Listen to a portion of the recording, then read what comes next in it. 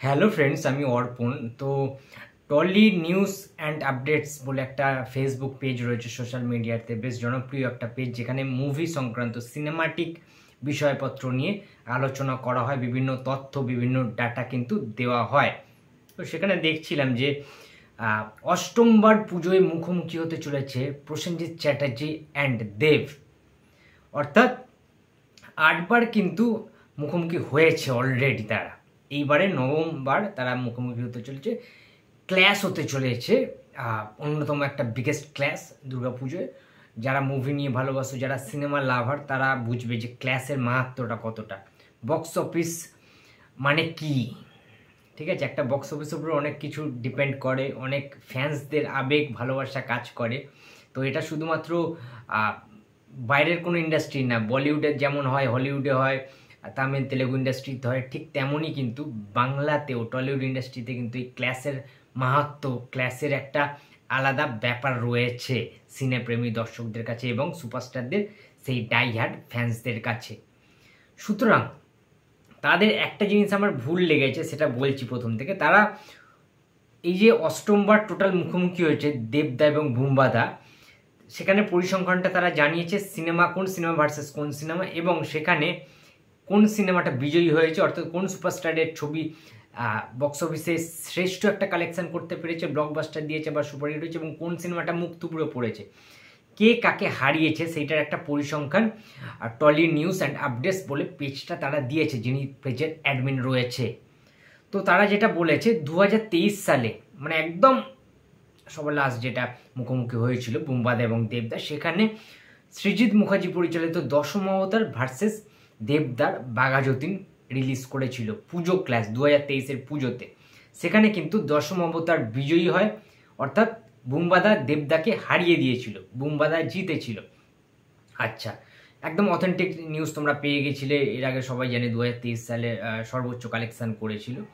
2019 সালের পুজোতে সৃজিত মুখার্জির গুমনামি ভার্সেস দেবদার পাসওয়ার্ড রিলিজ করেছিল, ঠিক আছে?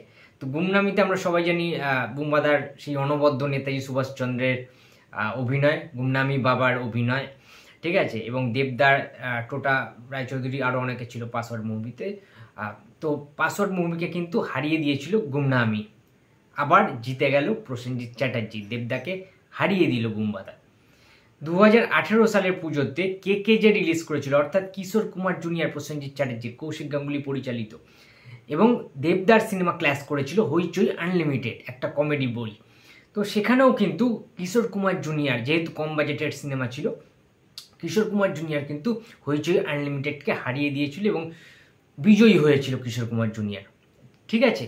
তারপরে চলে আসছে 2017 সাল, যেখানে সৃজিত মুখার্জি পরিচালিত, প্রসেনজিৎ চ্যাটার্জি অভিনীত ইয়েতি অভিযান রিলিজ করেছিল, কাকাবাবুর 3 নম্বর পার্ট যেটা, ঠিক আছে, SBF এর ব্যানারে। সেটার সাথে দেবদার ককপিট সিনেমাটা ক্ল্যাশ করেছিল। তোমরা সবাই জানো যে একটা বাজে ইনসিডেন্ট হয়েছিল ককপিট সিনেমাটার সাথে, যেহেতু ককপিট সিনেমায় দেবদার বাবার ভূমিকা প্লে করেছিলেন প্রসেনজিৎ চ্যাটার্জি, এবং সেটা একটা ছোট্ট ক্যামিও ছিল, গেস্ট অ্যাপিয়ারেন্স ছিল, যেটা ফার্স্টের দিকে একটু দেখানো হয়েছিল এবং মাঝখানের দিকে হালকা একটু দেখানো হয়েছিল। সেটা মুখ্য কোনো চরিত্র নয়, কিন্তু দেবদা সেই ককপিট সিনেমার জন্য ট্রেলারে বুম্বাদার ছবিটা দেখানো হয়েছে, বুম্বাদার ভিজুয়ালি দেখানো হয়েছে।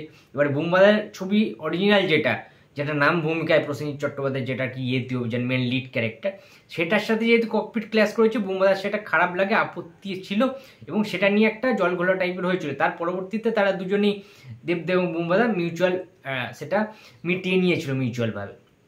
তো সেটা হতেই পারে, কিন্তু সেইবারে ইয়েতি অভিযান কিন্তু জিতেছিল, বক্স অফিসে দুর্দান্ত একটা কালেকশন করেছিল। যদিও ইয়েতি অভিযান নিয়ে ক্রিটিকরা, রিভিউয়ার্সরা অনেক সমালোচনা করেছিল, বাট ইয়েতি অভিযান কিন্তু একটা সফল cinema, successful cinema, blockbuster hit করে বেরিয়ে গেছিল 2017 সালে, ঠিক আছে? আমি নিজে দেখতে গেছিলাম, আমি জানি, ঠিক আছে? ককপিট সিনেমাটা কিন্তু জাস্ট ডিজাস্টার হয়ে গেছিল, ফ্লপ করেছিল। তো তার পরবর্তীতে আসি পুজো 2013-তে, রংবাজ ভার্সেস মিশর রহস্য সেমি হিট করেছিল বুম্বাদার, এবং রংবাজ দেবদার সিনেমা, সেটা কিন্তু সুপার হিট করেছিল। রংবাজ ছবিটা রাজা চন্দ্রের সিনেমা ছিল মোস্ট প্রবাবলি।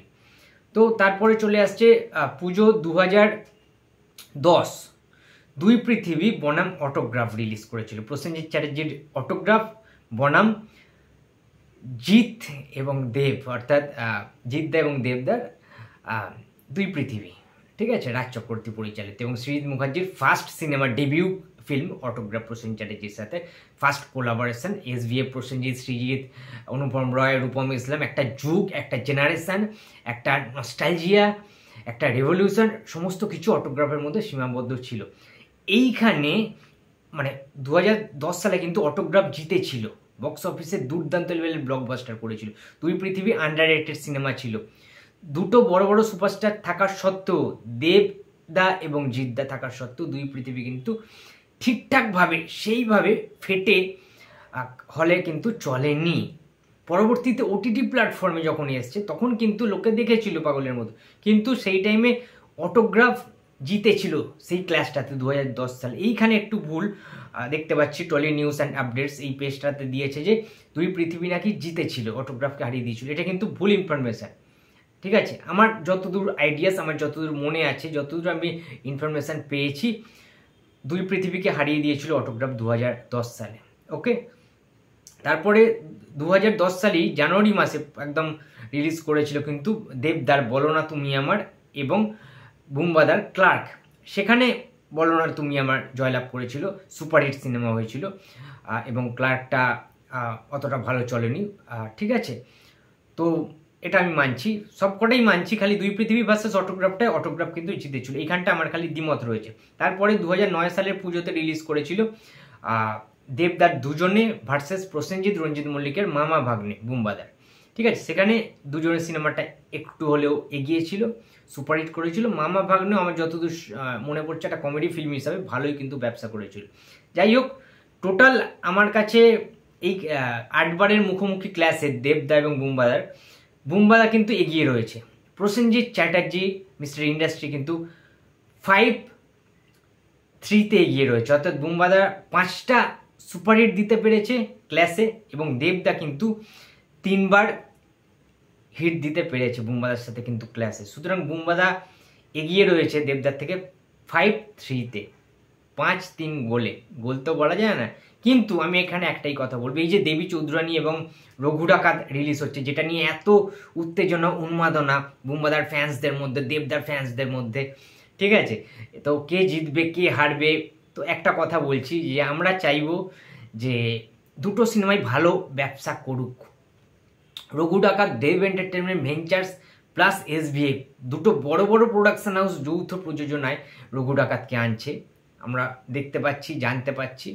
এবং দেবী চৌধুরানীর কিন্তু ব্যাপারটা অন্যরকম। দেবী চৌধুরানীর প্রোডাকশন হাউস নতুন, ঠিক আছে। এডিটেড মোশন পিকচার্স এর আগে কোনো সিনেমা প্রডিউস করেনি, ফার্স্ট টাইম। এটা নির্ভর করে আছে নাম ভূমিকায় শ্রাবন্তী চ্যাটার্জি এবং বেশি করে দেবী চৌধুরানী, যেটার জন্য মানুষ হলমুখী হবেন, যেটার জন্য মূল আলোচনার কেন্দ্রবিন্দুতে দেবী চৌধুরানী, সেটা হচ্ছে প্রসেনজিৎ চট্টোপাধ্যায়কে এতদিন পরে মাস অ্যাকশন অবতারে দেখা যাবে as a Bhabani Pathak.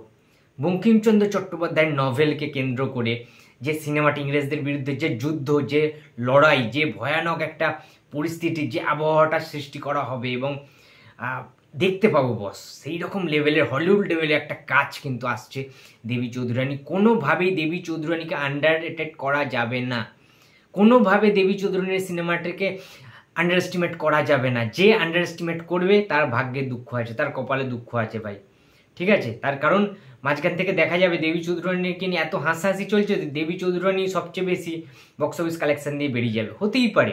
As a সিনেপ্রেমী দর্শক হিসেবে আমি চাইবো উইন্ডোজের শিবনন্দিতার আবির চ্যাটার্জি যেটা মানে আসছে, রক্তবীজ 2 পুজোতে আসছে, সেটাও ভালো বিজনেস করুক। সোহমদার আসছে দুর্গানগর, সেটাও বিজনেস করুক। আবার দেবদার রঘু ডাকাতও ভালো বিজনেস করুক এবং বুম্বাদা এবং শ্রাবন্তীর দেবী চৌধুরানীও দুর্দান্ত লেভেলের বিজনেস করুক। প্রত্যেকটা সিনেমা যদি ভালো চলে, কারণ পুজোর যে উইন্ডোটা, ওই উইন্ডোতে কিন্তু প্রত্যেকটা বাঙালি, প্রবাসী বাঙালি, নন বেঙ্গলি সবাই কিন্তু সিনেমামুখী হয়, হলমুখী হয়, সিনেমা দেখতে আগ্রহ প্রকাশ করে। তো খুব ভালো একটা জোন, যেটা ভালো গল্প হবে, সেটা বেশি দিন চলবে, বেশি দিন স্টে করবে, ঠিক আছে। আমি চাইবো প্রত্যেকটা সিনেমা যেন ব্যবসা করে, এখানে কোনো ক্লাস নেই, কোনো কিছু নেই, কারণ ওই টাইমে কিন্তু হিন্দিও বড় বড় সিনেমা রিলিজ করতে পারে। সুতরাং বাংলা সিনেমার যদি ভালো গল্প থাকে, ভালো কিছু টার্ন অ্যান্ড টুইস্ট থাকে, ঠিক আছে, ভালো কিছু এলিমেন্ট থাকে, ভালোভাবে যদি মেকিং করা হয়, গ্রাফিক্সের কাজ যদি ভালো হয়, ভালো ভালো অ্যাকশন পোর্শন ডায়লগ সংলাপ যদি থাকে, স্ক্রিন প্লে যদি ভালো হয়, অ্যাক্টিং যদি ভালো হয় বুম্বাদার, শ্রাবন্তীর বা দেবদার, প্রত্যেকটা সিনেমা চলবে, প্রত্যেকটা সিনেমা চলা উচিত। একদম সুস্থভাবে আমি আলোচনা করলাম। তোমাদের কি মনে হচ্ছে এই 2025 সালের পুজো ক্লাসে কে জিতবে সেটা অবশ্যই কমেন্ট বক্সে জানিয়ে দিও। ভিডিওটা ভালো লাগলে প্লিজ লাইক করো, কমেন্ট করো, শেয়ার করতে ভুলো না। যদি চ্যানেলে নতুন হয়ে থাকো তো প্লিজ সাবস্ক্রাইব মাই চ্যানেল। দেখা হচ্ছে পরের কোনো ভিডিওতে। তো টাটা।